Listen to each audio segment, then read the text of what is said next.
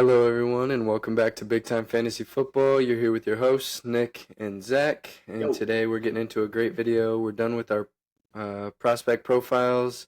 We're waiting on the draft to come here, so right now we are going to rank in Dynasty our top rookie tiers for this Yeah, coming season. absolutely. So we both did ours separately, and then we compare and share and kind of come to an even one. We had everyone in the same tiers. We just had to move a guy up and down in spots, so we were pretty consistent on how we feel about these guys. So we'll just go ahead and dive into it. The top two guys, pretty obvious. We are again, just as a reminder, doing super flex leagues here. So that's what we're doing it based on, half PPR. So top two guys going to be Caleb Williams, Marvin Harrison Jr. If it's one QB league, swap them. But in a super flex or two QB, those are the top two guys in that order. So I don't think there's too much to say about them that hasn't been said already. It's a top wide receiver in a crazy receiver class, and the number one overall pick in Caleb Williams. Yep. Can't agree more. Let's hop into this next tier here. We got these three guys. Definitely all three guys would be number one at their position if it was any other year. But they are sharing a class with Caleb Williams, Marvin Harrison Jr., two stellar prospects. We got Jaden Daniels, Drake May, both elite QB prospects. Probably going to go number 2 and 3. We're not sure which order yet, but it's looking like the Commanders and the Patriots are both needing a quarterback. And then we have Malik Neighbors, who had just excellent production this year at LSU. He's another elite prospect that, like I said, probably would be the number one receiver any other year. So I did hear the Patriots owner today, or at least I saw a post saying that he said that they don't necessarily need to draft a quarterback and they're not opposed to trading back, which I think they do need to draft a quarterback. But it sounds like they don't need to think, or at least with their first pick. So, I mean, maybe they'll try to wait on a guy. Maybe it's all smoke, but that's a report I saw today. So that was pretty fun. We can go to the I next know the guy. Vikings are hungry. There's a couple teams that are very hungry for a quarterback this year. So. Definitely. I mean, there'd be a ton of offers for that pick. So. All right, so next tier here, we got J.J. McCarthy, a guy that's been flying up draft boards at that quarterback position. So he's, looking like he's going to be a top 10 pick locked in for sure. If he gets that kind of draft capital, easy here. Might even be pushing up the next tier in a super flex league. Got Roma Dunze, another guy that's not making that top tier just because it's a crazy wide receiver class. I had McCarthy over him personally just because there is so many other options at wide receiver that if you miss out on him, you still have a group of guys that's half a step behind him. And then we have the best prospect, tight end prospect this year, probably the last few years, in Brock Bowers. So if you're in a what's that? If you're in a tight end premium league, Brock Bowers has no argument to be top of this, or at least above Roma Dunze. But a great tight end prospect. So that's where we got those three guys. Yep. And as you know, I had Roma Dunze over J.J. McCarthy, but he's picked up so much steam, and since it is super flex, they are more valuable. So yeah, getting into this next tier of guys here. Let me put them all up there. This one, we have a bigger tier. We got basically all the guys that you can expect some elite production or them to be elite at some point during their career, but probably not right away. And it's no guarantee like the first few guys we have in the first three tiers. But we went Brian Thomas, Adonai Mitchell. Then we went with our first couple running backs, the two RB1s in our opinion in this draft class with Jonathan Brooks and Trey Benson. And then finish it off with Xavier Worthy. So all these guys, like I said, do have potential and have a lot of good upside, but they lack that floor. And we are not as sure. They're not as sure things as the guys ahead of them. But this is a very deep class. You can still, at the end of the first round, even start of the second round, get an elite prospect here in this tier. So Yeah, absolutely. And with Jonathan Brooks, I want to highlight him specifically, would be higher on this list easily if it wasn't for his injury. He's definitely the best running back prospect in this draft. If you are drafting him or it's a guy you're looking to draft, you're going to have to be patient with him. He's not going to come out the gates flying coming off that injury. But we still have him higher than Benson and all the other running backs just because his long term profile is the highest. So, Yep. And I did see he actually might be ready for training camp, is what I saw coming out like maybe a week and a half ago. I saw the news. yeah, from what it happened, that's kind of the timeline would be training camp towards the end of training camp.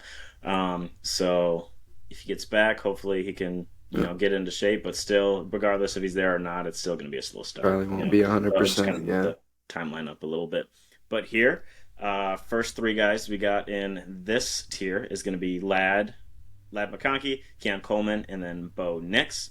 Looking at it now, I probably actually going back would have put Ladd over at least Xavier Worthy. This is where we both did have him. I had him you had him in the next spot, I believe, or something like that. But I think I would move him over Xavier Worthy just because Xavier Worthy does have that speed, but he's less of a rounded prospect and is a smaller guy. Ladd is someone I'm super high on. If people have been watching a couple of videos, know I'm super high on. So I'm excited for him to come out. Keon Coleman, someone that you're a little higher on than me, and consensus there. And then Bo Nix, who when I was doing his analysis, I was impressed by. I don't think there's a reason he's at this bottom tier, but I think he is ready to be an NFL starter. I don't think he'll ever be a superstar, but I think he'll be definitely a serviceable starter is kind of what I'm thinking there. And then the next guys we got here, we got Penix, Franklin, Wright, and Leggett. So these guys, Penix, I said in our QB analysis video, he has a higher upside than Bo Nix, but I just think Bo Nix's floor gives him kind of a slight edge down here. But I guess, that rank them how you want. If you're chasing ceiling, go for Penix. If you want more of a sure thing, go to Nix. Is kind of what I see there. And then Troy Franklin, Wright, and Leggett. Leggett is someone kind of moving up boards. He's an exciting prospect. Jalen Wright could be the first running back drafted in this class, so this will obviously change, with the NFL draft. So we'll see what kind of capital these guys end up getting. But that's our list. Do you have anything you want to say about these last guys? I think you kind of hit on it a little bit. We did these in tier rankings because we're not trying to tell you, say, Jalen Wright is going to be more productive than Troy Franklin in the same tier. We think they could have very similar outlooks and they have very similar potential. So these guys can be swapped. It's kind of pick your flavor. Michael Penix or Bo Nix, who do you like better? We just think that these guys are going to be around the same production and around the same value come the start of the season. Yeah, for sure. If it's up to me, Ladd would be a higher tier. Just throwing it out there. But any of these guys at all in this draft you want to specifically highlight? Who are you most excited about of these guys, I'll say? So before, I was not as excited about Trey Benson, but he actually rose up. I had Jonathan Brooks ahead of him, and he might be taken over as the RB1 for me in this draft class. So I'm excited to see where the running backs fall. That'll be the biggest thing that I'm looking at fantasy-wise when I'm watching the draft. And also just some of these late receivers. I want to see how far Keon Coleman slides, see if Xavier Leggett can become an alpha somewhere that doesn't have any receivers. I think if Leggett falls with the Bills, he could be scary. Same thing with Keon Coleman.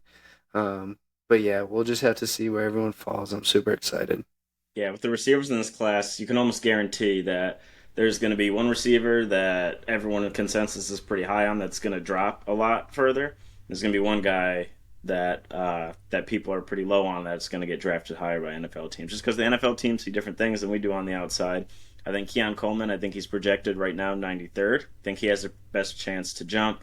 I think someone like either Leggett or one of those type guys has the potential to drop, lower. The guys I'm kind of most excited about is J.J. McCarthy. He's one of them just because he's been flying up the boards, and I wasn't expecting him after his season to get this much hype, so we'll see if there's a reason for that. Then Ladd, I've talked about him enough this time, I won't do it. Jonathan Brooks, I'm excited for. I love a player that's on a discount, per se, just because of that injury. He's going to go lower. I know my Cowboys need a running back. They unfortunately with their position, I don't think Brooks is going to be the best choice for him. I think he'll be available when they have their second round pick, but I don't think he's the one to go for. So hopefully they can get either Benson or Wright. Right, and there's so many other prospects down here we haven't even talked about just yet. Maybe Yeah, we'll make a little sleeper video or something. Try and get that out before or just after the draft. So, yeah, absolutely. Well, that's been it. Another video for Big Time Fantasy Football, guys. Don't forget, like, subscribe. We're helping out. We're going to take off soon here, and we need you guys' help. So thank you for that. We'll see you at the draft, and let's have a great day, guys. all right, thanks for watching.